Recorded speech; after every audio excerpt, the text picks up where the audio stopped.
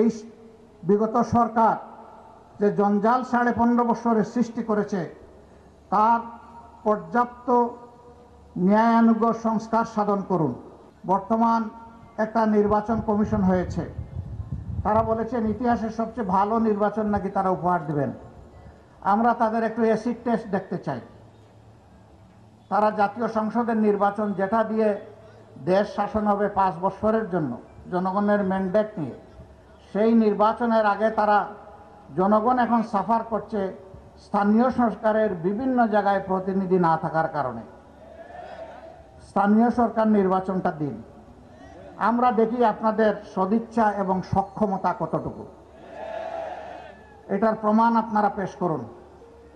যদি এতে জনগণ সন্তুষ্ট হয়, জনগণের পরবর্তী খেদমতের জন্য জনগণ আপনাদেরকে পূর্ণ সহযোগিতা দেবে।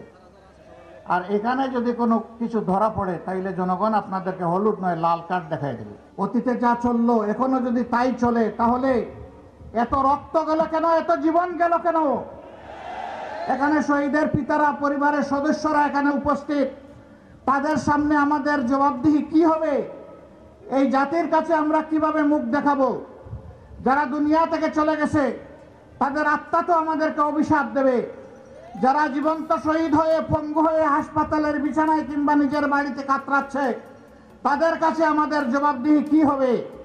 এই জন্য আমাদের শহীদদের প্রতি সম্মান রেখে, আমাদের পঙ্গু আহত ভাই বোনদের প্রতি সম্মান রেখে, তারা যেমন জীবন দেওয়ার জন্য লড়াই করেছে, বাংলাদেশকে জঞ্জাল মুক্ত, কলুষ মুক্ত, দুর্নীতি মুক্ত, দুঃশাসন মুক্ত বাংলাদেশ করার জন্য আমরা আরেকবার জীবন দিয়ে হলেও লড়াইয়ের জন্য প্রস্তুত হয়ে যাব ইনশাআল্লাহ।